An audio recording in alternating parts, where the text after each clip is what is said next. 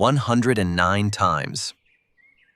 Between the year 250 and the late 20th century, over 100 different jurisdictions across the globe issued formal decrees to physically remove every Jewish person from within their borders. These were not mere suggestions or localized riots. These were state-level mandates, edicts signed by kings, emperors, and parliaments. In the year 1290, King Edward I expelled them from England. In 1394, Charles VI threw them out of France. In 1492, Ferdinand and Isabella purged them from Spain. The list includes Hungary, Austria, Germany, Italy, Lithuania, Portugal, and even the Papal States. Most history books treat these events as isolated bursts of religious hatred or inexplicable madness. They frame them as a series of disconnected tragedies fueled by superstition. But the cold data of the state archives tells a different story. When you map these events alongside the debt cycles of the ruling elite, a terrifying mechanical pattern emerges. It is a pattern that explains why the most powerful empires on Earth repeatedly turned on a specific minority that was often the backbone of their own administrative systems. One specific document sitting in the National Archives in London contains a single number that explains the fall of the English Jewish community better than any religious text ever could. We will get to that number. There was also a man in Spain whose name most have forgotten, who used the expulsion to fund the most famous voyage in human history. And most importantly, there is a recurring economic trigger that has appeared in every major expulsion for 2,000 years, and it is beginning to show up in the modern financial system today. By the end of this investigation, you will see the map of world history through a lens that has been scrubbed from the textbooks. You will understand the dark symbiosis between the crown and the counting house. You will know exactly why these decrees were signed, who profited from the abandoned homes and the canceled debts, and why the cycle repeated with such mathematical precision. The story begins not with a prayer, but with a ledger. In the autumn of 1290, the roads of England were choked with people moving toward the coast. Over 15,000 souls were forced toward the ports of London, Colchester, and Sandwich. King Edward I had issued the Edict of Expulsion, making England the first major European power to legally mandate a total clearing of its Jewish population. To the common observer at the time, it looked like a crusade for religious purity. But the king was not thinking about the soul. He was thinking about his empty treasury. Edward was a man of war. He had spent his reign battering the Welsh and the Scots, and his military campaigns had left the English crown in a state of functional bankruptcy. He owed staggering sums to Italian bankers, specifically the Riccardi of Lucca. But more importantly, he owed his own barons and knights. The feudal system was grinding to a halt because the king could no longer pay for the loyalty he required. This was the era of the usury laws. The Christian church strictly forbade the lending of money at interest between Christians. In an economy that required credit to function, this created a structural vacuum. The Jewish population, excluded from land ownership and most trade guilds, was forced by the state into the one profession the church prohibited: money lending. This was not a choice made by the community. It was a cage built by the law. The Jewish moneylenders became the unofficial tax collectors of the realm. They would lend to the nobility and the peasantry, and the king would then tallage or tax the Jewish community to reclaim those profits. It was a closed-circuit system that allowed the king to bypass the church's ban on interest while keeping his hands clean. But by 1290, the system had broken. The Jewish community had been taxed so aggressively for so long that they were no longer a viable source of liquid cash. They were worth more to Edward dead than alive. Or, more accurately, they were worth more gone. If you have never seen this story told through the lens of sovereign debt and geopolitical survival, subscribe. We bring you deep dive investigations like this every week. When the Jewish families were forced onto those ships, they could only take what they could carry. Their land, their houses, and most importantly, their outstanding loan contracts were forfeited to the crown. In one single afternoon, Edward I liquidated the debts of his entire nobility. Every baron who owed money to a Jewish lender suddenly found their debt transferred to the king, or simply erased.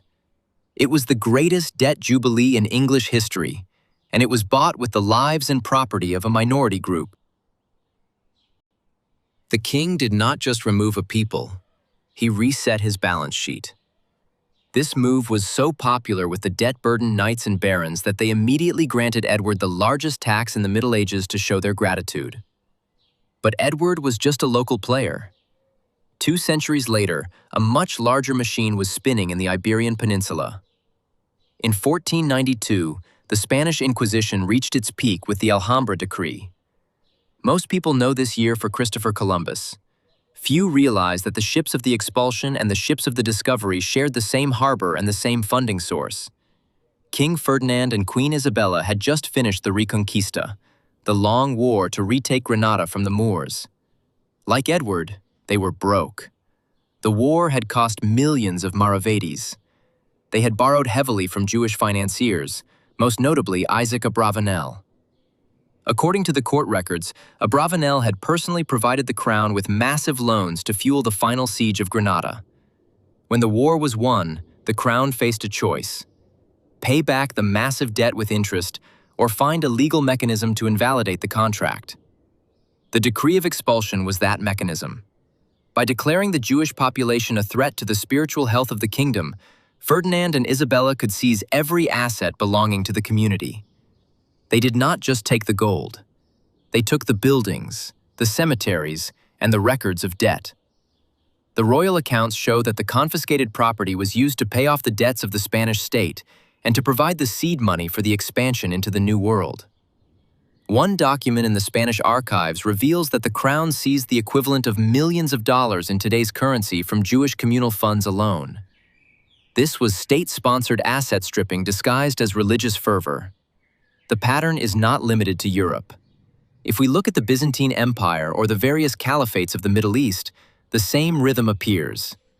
A period of tolerance where the minority is encouraged to handle the finances and the bureaucracy. A period of high state debt caused by war or expansion. And finally, a period of demonization and expulsion where the debts are canceled and the assets are seized. It is a cycle of credit and collapse. The Jewish community was used as a human buffer between the ruling elite and the disgruntled peasantry. When the peasants grew angry about high interest rates or taxes, the king would point his finger at the Jewish lenders, despite the fact that the king was the ultimate beneficiary of every penny collected. This leads to a chilling realization. These expulsions were often timed with the exact moment a currency was being debased. In the 14th century, when Philip the Fair of France expelled the Jews, he was simultaneously devaluing the French currency by reducing its silver content. He needed a scapegoat to distract the public from the fact that their savings were being inflated away by the crown. By blaming a visible minority for the rising cost of living, he managed to stay in power while his subjects suffered from his own economic mismanagement. The French records show that Philip cleared his entire royal debt through this single act of mass removal. But why did it happen over and over? Why did the empires not learn that expelling their most productive financial class would lead to long-term economic stagnation? The answer lies in the short-term survival of the regime. A king who cannot pay his army today does not care about the GDP of his country 50 years from now. He needs liquidity. He needs a target. And he needs to reset the social contract. The Jewish community represented a mobile, liquid form of wealth that could be easily seized, unlike the land held by the powerful nobility. In the mid-20th century, the most extreme version of this pattern occurred. While the ideological horrors of the Nazi regime are well documented, the economic underpinnings are often glossed over. The Reich was functionally bankrupt by 1938. They had spent billions on rearmament and social programs. They were surviving on a complex system of internal IOUs known as MIFO bills. The seizure of Jewish property and the subsequent expulsions and mass murders were not just the result of a hateful ideology. They were also a desperate attempt to fund a war machine that had run out of legitimate credit. The declassified records from the Reichsbank show that the gold and assets stolen from the victims were integrated directly into the national budget to keep the German currency from collapsing under the weight of its own debt. Remember the number from the English National Archives: It was the value of the houses seized in 1290. It was enough to fund the entire English navy for a year. That single realization changes how we view every decree in history. It was never just about the religion. It was about the ledger. Today, we see the same pressures building in the global economy: massive sovereign debt, rising inflation, a public that is increasingly angry about the cost of living. History suggests that when the state can no longer pay its debts, it looks for a target.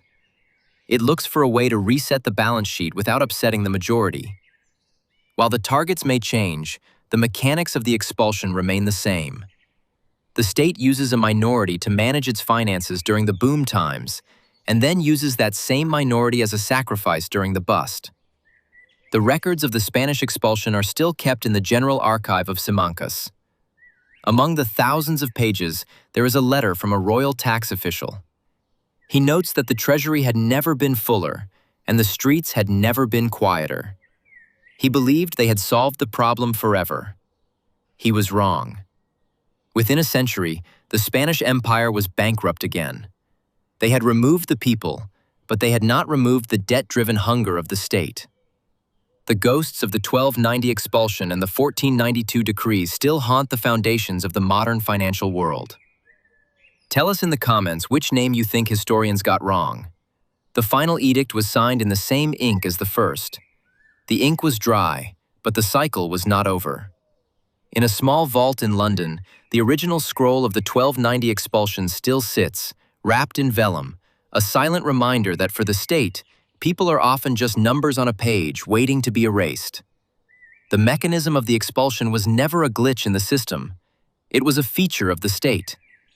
To understand the depth of this pattern, we have to look at the 14th century, specifically the year 1306. King Philip the Fair of France was a man of cold calculation who looked at his kingdom not as a collection of souls, but as a series of assets to be harvested. He had a problem that will sound familiar to any modern student of geopolitics. He had overextended his military in Flanders, and his silver mines were running dry. He had already tried to solve his liquidity crisis by kidnapping the Pope and taxing the Church, but the returns were diminishing.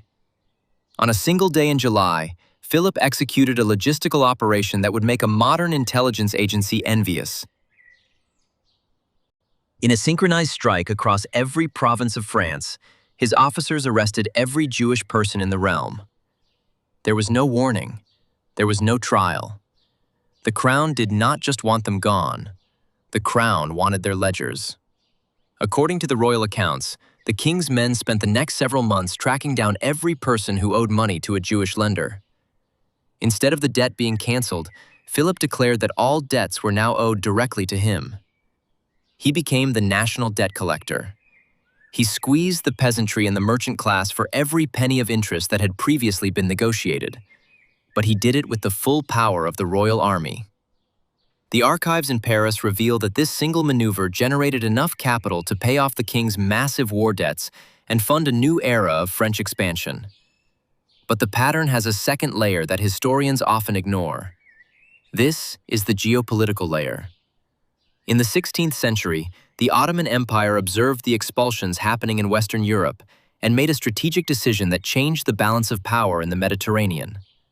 Sultan Bayezid II did not just welcome the refugees, he sent the Ottoman navy to pick them up. He famously remarked that the Catholic monarchs of Spain were foolish for impoverishing their own country while enriching his. He understood what Ferdinand did not. Wealth is not a pile of gold in a vault. Wealth is the human capital required to manage a global trade network. By taking in the expelled populations, the Ottomans gained an immediate technological and financial advantage. The refugees brought with them the secrets of advanced metalworking, the latest in European cartography, and a banking network that spanned from Antwerp to Constantinople. For a century, the Ottoman Empire surged while Spain, despite its mountains of New World gold, suffered through a series of humiliating sovereign defaults.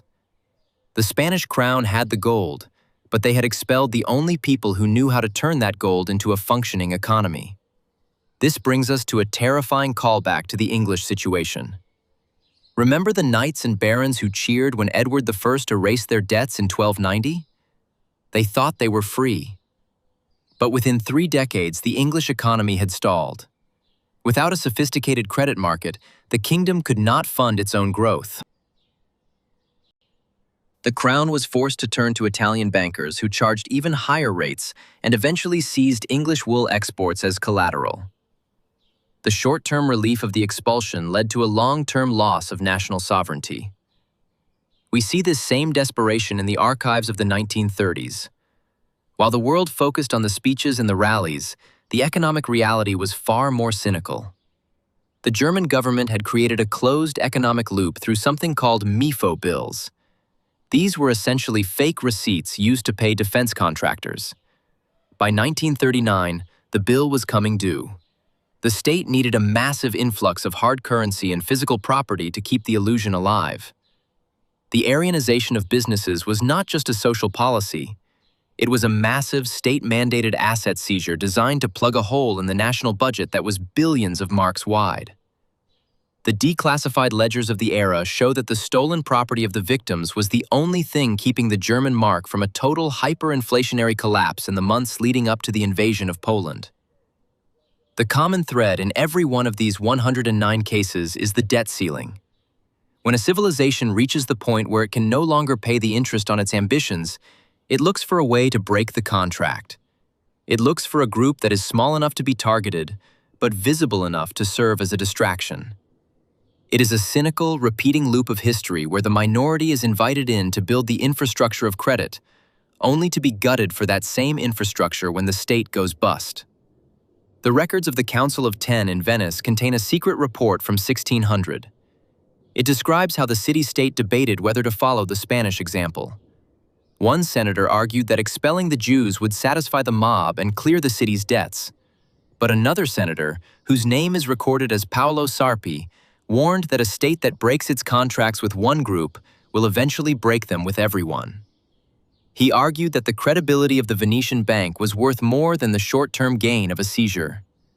Venice chose to keep its population. Venice survived as a financial power long after the Spanish Empire had crumbled into bankruptcy. Everything you have heard today points to a single, uncomfortable truth. The expulsions were not the result of a sudden collapse in human morality.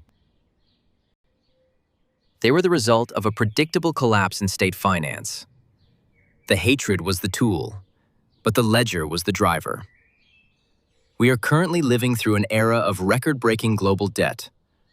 The numbers on the screen are larger than any king or emperor could have imagined. History tells us that the state never goes down alone. It always looks for a sacrifice. Tell us in the comments which name you think historians got wrong.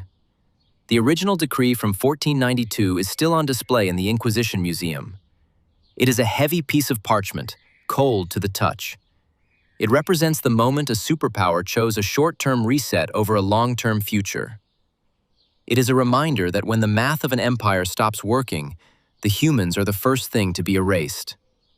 The machinery of the state did not stop in the 17th century. As the world moved from the era of absolute monarchs to the era of mercantilism and early industrial capitalism, the pattern simply evolved. It became more sophisticated. It moved from the blunt force of the edict to the surgical precision of the tax code and the central bank. In the year 1655, a man named Manasseh ben Israel traveled from Amsterdam to London. He did not go to talk about religion. He went to talk to Oliver Cromwell about the survival of the English state. Cromwell was a pragmatic military dictator who had just overseen the execution of a king and the birth of a republic.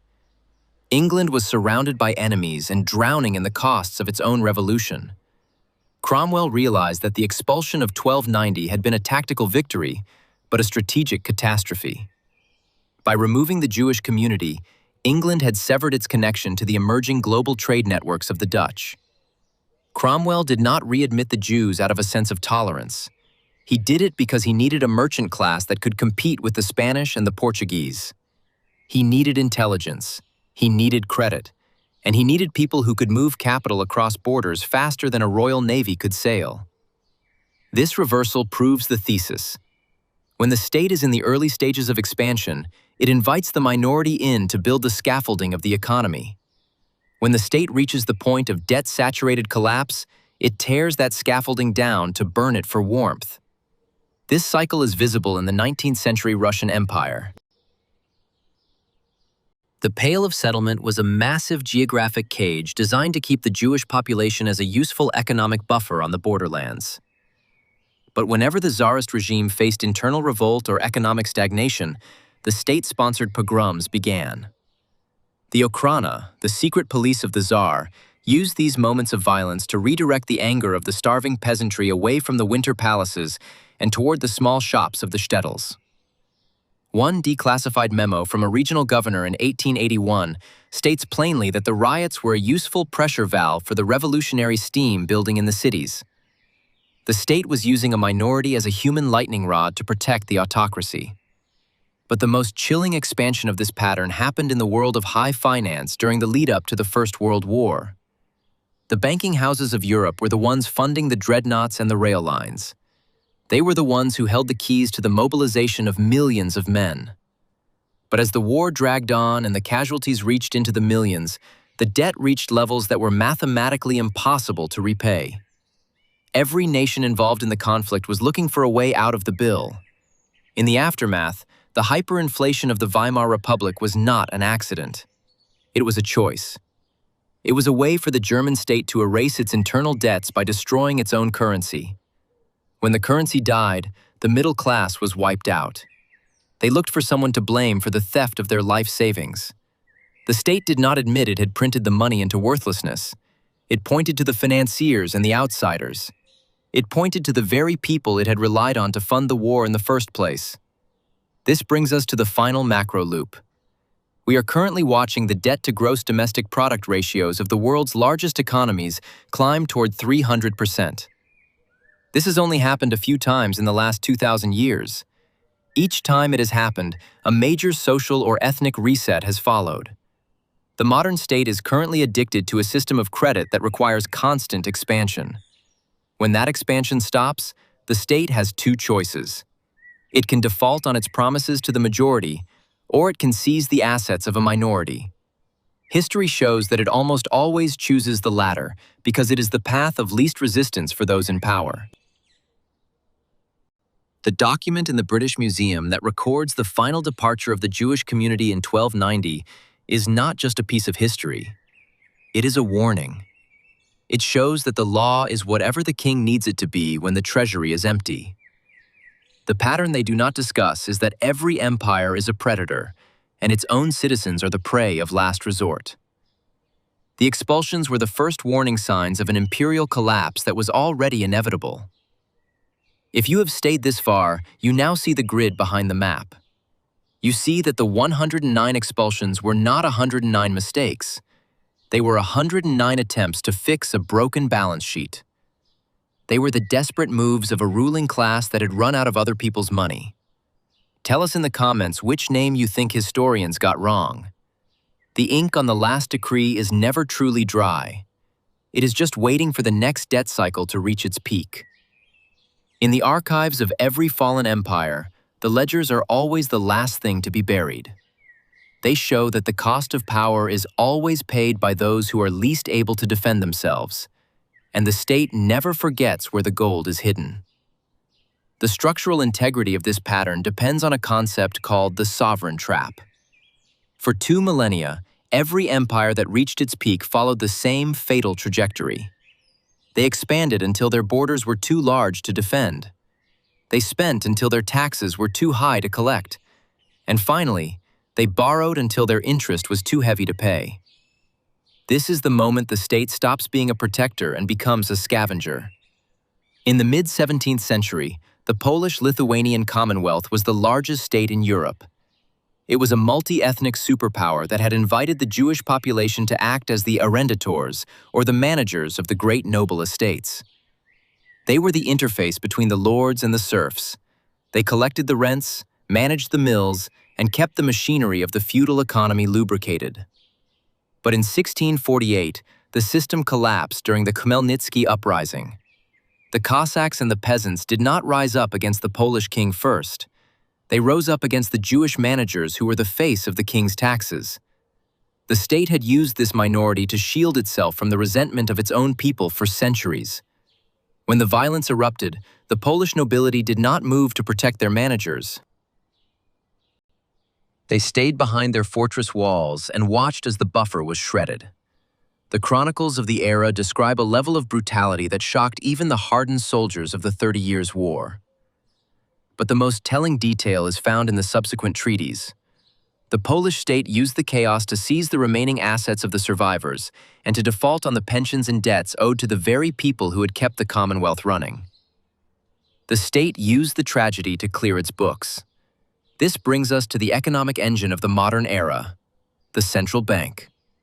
Most people believe the Bank of England or the Federal Reserve were created to stabilize the economy. But history reveals a darker origin. They were created to manage the permanent debt of the state. In the 19th century, as the Rothschilds and other banking families became the creditors of nations, the state found itself in a new kind of bind. It could no longer simply expel its creditors because the creditors now controlled the international flow of capital. The state had to become more clever. If you have never seen the link between central banking and the historical cycle of expulsion, subscribe. We decode the hidden mechanics of power every week. Instead of physical expulsion, the 19th and 20th centuries saw the rise of the financial expulsion.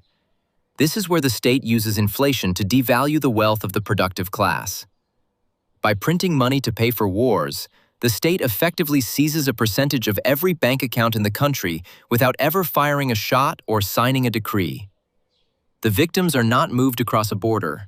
They are moved into poverty while they stay in their own homes.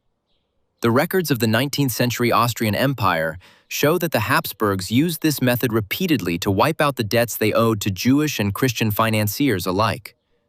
The state simply changed the value of the paper. The callback to 1492 is essential here. Ferdinand and Isabella thought they were being pious, but they were actually being desperate. They were trying to solve a debt crisis by destroying the very mechanism that created wealth. Modern governments are doing the same thing today. They are expanding the money supply to cover the interest on their debts, which creates a social friction that always leads to the search for a scapegoat. The pattern they do not discuss is that the target is irrelevant. The target is whatever the state needs it to be to survive another 10 years. In the final months of the English Jewish community in 1290, a royal clerk wrote a summary of the properties being taken. He listed houses, shops, and even personal items like silver spoons. He noted that the total value was far beyond what the king had expected. That clerk was not a hater. He was an auditor. He was doing his job for a king who had run out of options. That is the most terrifying part of the history. It is not the work of monsters. It is the work of bureaucrats who are trying to balance an impossible ledger. The cycle of 109 expulsions is a map of sovereign insolvency. It shows that when an empire can no longer pay for its own existence, it will eat its own people. It started with the Jews because they were the ones the state had forced into the role of the financier.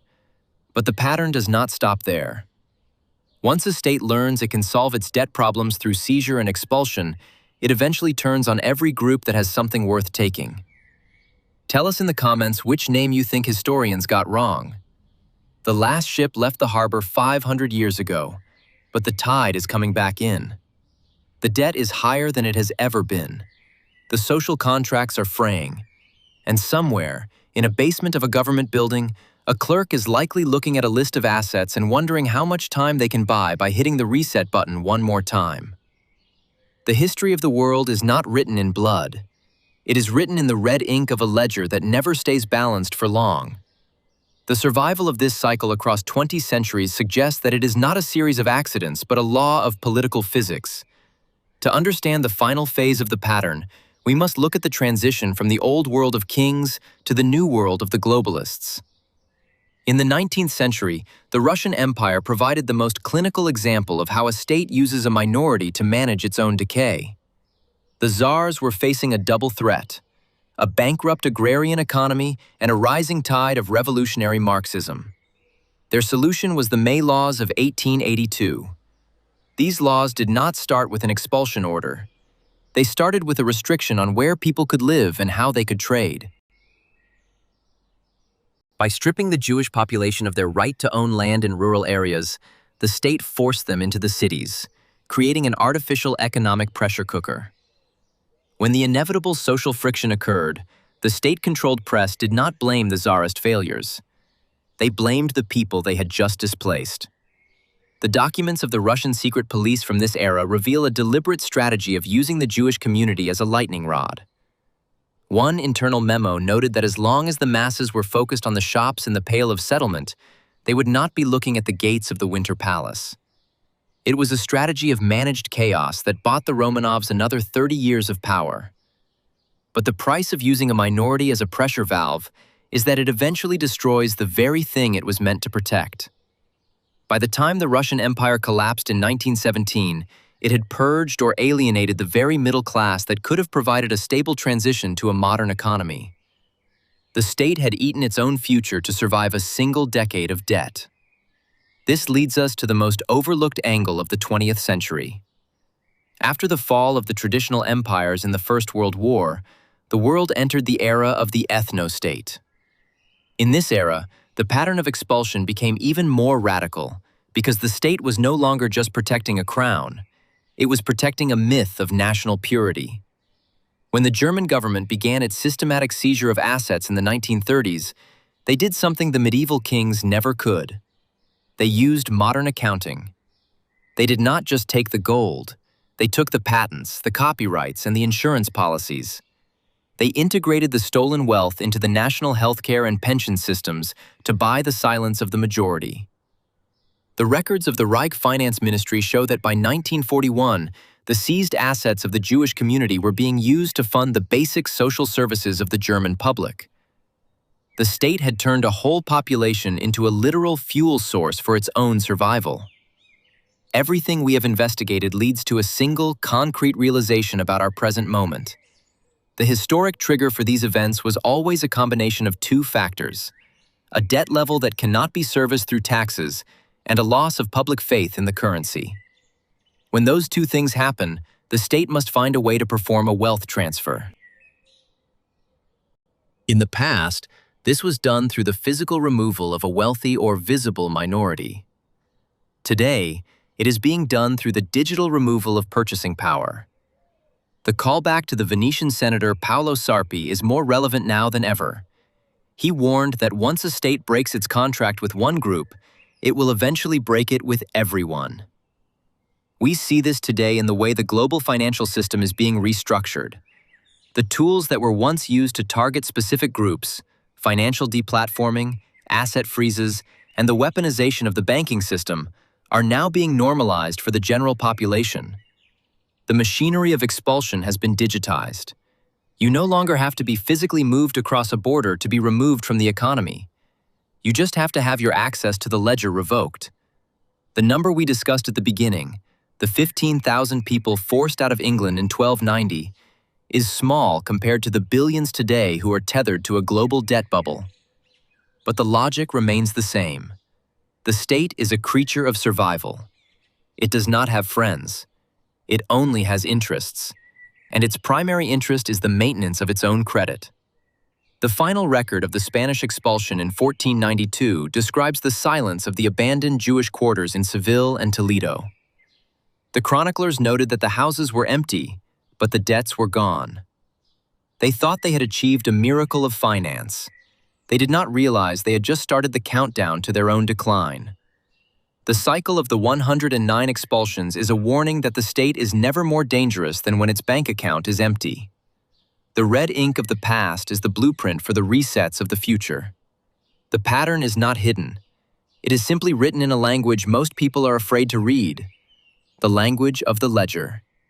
The final evolution of the pattern occurs when the state no longer needs to wait for a crisis to act. It begins to engineer the crisis as a form of maintenance. In the late 20th century, we saw a transition from the physical expulsion of bodies to the systemic expulsion of wealth through the international banking system. When the Bretton Woods system was dismantled in 1971, the world entered an era of pure fiat currency. For the first time in history, The state had the power to expand the ledger without any physical limit.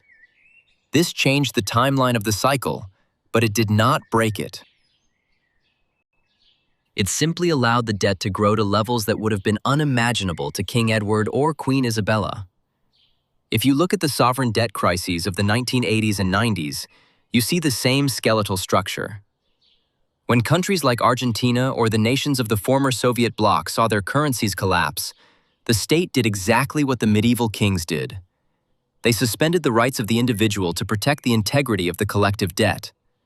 They froze bank accounts. They seized pension funds. They pointed to speculators and outsiders as the cause of the misery.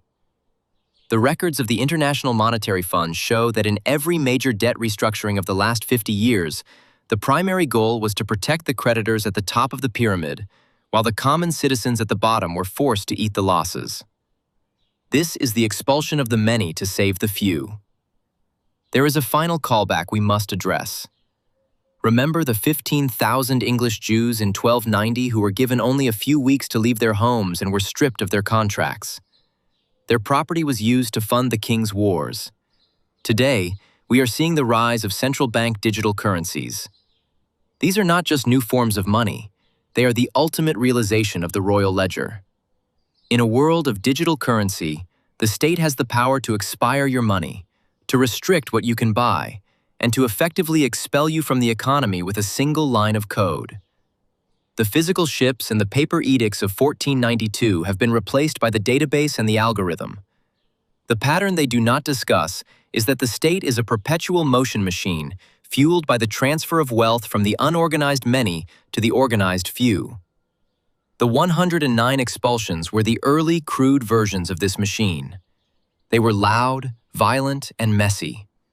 The modern version is silent, digital, and legal. But the outcome is the same: the reset of the debt, the destruction of the middle class, the survival of the regime. When you look at the history of the world, do not look for the kings and the battles. Look for the interest rates. Look for the debt ceilings. Look for the moments when the math stops working. That is where the real history is written. The people who were expelled were not just victims of hate. They were the casualties of a financial system that had reached its limit. They were the ones who stood between the state and its own bankruptcy. The original ledger of the 1492 expulsion still has blank pages at the end. In the world of the state, the story is never finished. It is just waiting for the next generation to forget the lessons of the last. The cycle of the 109 is not a record of the past. It is a forecast of the future. The state never changes its nature. It only changes its tools. And the ledger always demands to be balanced. The persistence of this cycle suggests that the state is not a stable institution, but a predatory one that undergoes periodic shedding. We must now look at the final piece of the puzzle: the architecture of the comeback. In almost every instance where a civilization expelled its financial class, it eventually realized it could not function without the very expertise it had purged. This led to a secondary, quieter pattern called the invitation. In the late 17th century, only a few decades after the brutal expulsions in Eastern Europe and the Cromwellian reversal in England, a new competition began. The states of Prussia and the fledgling American colonies realized that the empires that had expelled their most productive minorities had inadvertently handed their rivals a massive economic advantage.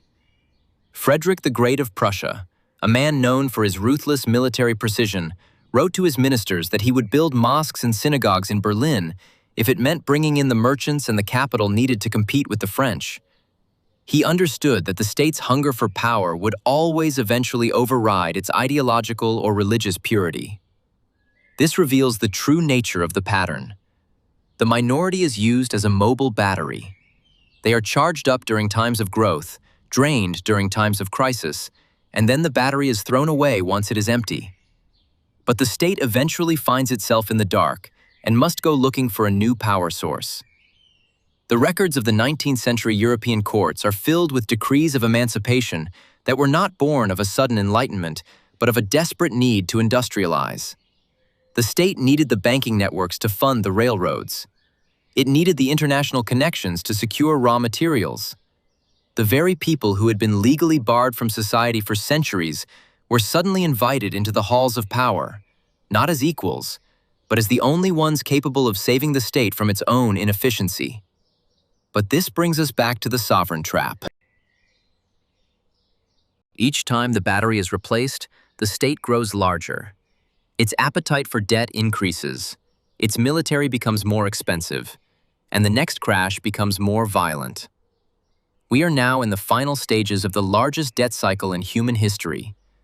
The global financial system is currently carrying over $300 trillion in debt.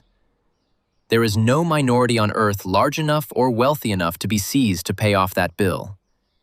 When the state can no longer solve its insolvency by targeting a specific group, it has only one option left.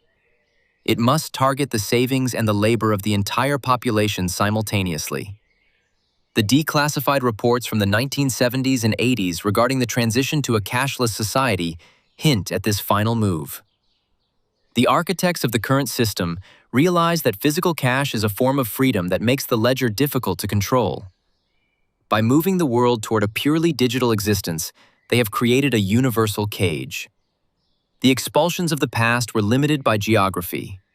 You could flee to a different kingdom. You could move your gold across a border.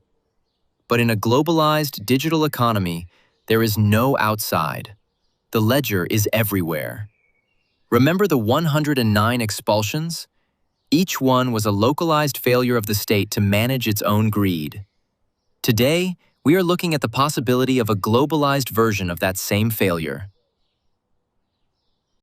The pattern they don't discuss is that the target of the next reset is the viewer. It is anyone who holds a balance in a system that is fundamentally insolvent. The state is not looking for a religious minority anymore. It is looking for liquidity. The archives of the 1492 decree and the 1290 edict are not just dusty relics. They are the legal precedents for the emergency powers of the modern era. They show that in the eyes of the government, there is no such thing as private property when the survival of the regime is at stake. The ships that carried the refugees from London and Seville were the ancestors of the banking apps on your phone. They are both vessels for the movement of people and wealth at the whim of a central authority. Tell us in the comments which name you think historians got wrong. The final entry in the English royal accounts for the year 1290 does not mention the suffering of the 15,000. It simply records the total weight of the confiscated silver. In the end, the state only cares about the weight. The cycle of the 109 will continue as long as the state is allowed to spend more than it produces. The ledger will always be balanced. The only question is, whose lives will be used to do it? The final stage of the cycle is the most dangerous, because it is the stage of the invisible exit. To understand how an empire handles the absolute end of its credit, we have to look at the transition from the 14th century to the 15th century in the city-states of Italy. Venice, Genoa, and Florence were the financial capitals of the world. They were the ones who had perfected the art of the sovereign loan. But they also pioneered the art of the sovereign default. When the kings of France and England could no longer pay back the Italian banks, the banks did not just collapse, they consolidated. They realized that the state is an entity that never truly dies, it only changes its name. The pattern of the 109 expulsions reveals that the state uses a minority to experiment with new forms of financial control. In the Middle Ages, the forced registration of Jewish assets was a precursor to the modern tax return. The seizure of Jewish property in 1306 was a pilot program for the nationalization of industries, and the internal passports required for the Pale of Settlement in Russia were the ancestors of the modern visa and identity card system. The state first applies these pressures to a small, vulnerable group to see how much wealth can be extracted before the system breaks. Once the technology of extraction is perfected, it is scaled up to include everyone. If you look at the way global finance is moving today, you see this scaling in real time. The movement toward a social credit system is not a new idea. It is the digital version of the ghettos of 16th century Venice. In the ghetto, your economic and social life was strictly regulated by the state. You were allowed to participate in the economy only under specific conditions, and your presence was a privilege that could be revoked at any time. Today, the infrastructure for this revocation is being built into the very core of the Internet. There is a final callback to the Spanish decree of 1492. Most people remember the expulsion, but few remember the conversos. These were the people who stayed behind by changing their identity, only to find that the state would spend the next 2 centuries hunting them down through the Inquisition to prove that their conversion was a lie. The state did not want their faith, it wanted their inheritance. This teaches us that once the state identifies a source of wealth, a change in behavior or identity is rarely enough to stop the hunt. The state is a hungry machine, and it will keep grinding until the gears are empty. We are now approaching the 300% debt to gross domestic product limit globally. In the past, this was the point where the ships were readied and the edicts were signed. But in a world with no more frontiers, the expulsion cannot be outward. It must be inward. It is the expulsion of the citizen from their own equity. It is the seizure of the future through the permanent debt of the present. The records of the 1290 expulsion in London are held in a room with climate control and high security. They are treated as precious historical artifacts, but they are more than that. They are the source code for the survival of the state. They show that when the choice is between the collapse of the regime and the destruction of a people, the regime will choose itself every single time. Tell us in the comments which name you think historians got wrong. The last word on the topic was likely written by an anonymous merchant in the 17th century, who noted that a king who eats his own merchants today will have no bread tomorrow. He was right, but his warning was ignored because kings do not plan for tomorrow. They plan for the next hour. The pattern of the 109 is the heartbeat of a system that lives on the edge of its own destruction. It is the sound of the ledger being forced into balance. And as the debt grows, the sound is getting louder. The final layer of this pattern is not found in the violence of the street, but in the silence of the law. To understand the ultimate destination of the 109 expulsions, we must look at the legal doctrine of bona vacantia. This is a Latin term meaning vacant goods. It is a concept that has existed since the Roman Empire, and it dictates that any property that has no clear owner automatically reverts to the state. In every major expulsion, the state did not just kick people out, it used the law to declare their property vacant. In 1290, the English crown used the fiction that because the Jewish community was leaving the realm, their houses and lands no longer had legal owners. The state did not steal the property, it simply inherited it by default. This legal trick is the foundation of the modern administrative state. It is how governments today handle unclaimed bank accounts, abandoned estates, and even the digital data you leave behind. The state has positioned itself as the universal heir. When we look at the history of the 109, we are looking at the history of the state expanding its definition of what counts as vacant. In the Middle Ages, it was the homes of a minority. In the 20th century, it was the gold in the private vaults of citizens. In the 21st century, it is the very value of the currency in your pocket. Through inflation, the state declares a percentage of your wealth vacant every single year, and then reclaims that value for itself. There is a final, haunting callback to the beginning of our investigation. Remember the ships in the harbor in 1492? They were not just carrying people. They were carrying the collective memory of a community that had seen this cycle repeat for over 1,000 years. According to the contemporary accounts of the chronicler Andrés Bernaldez, the departing families hired musicians to play as they walked toward the ports. They were not celebrating. They were trying to keep their spirits from breaking under the weight of the realization that they were being liquidated to pay for a future they would never see. That music was the soundtrack to a sovereign default.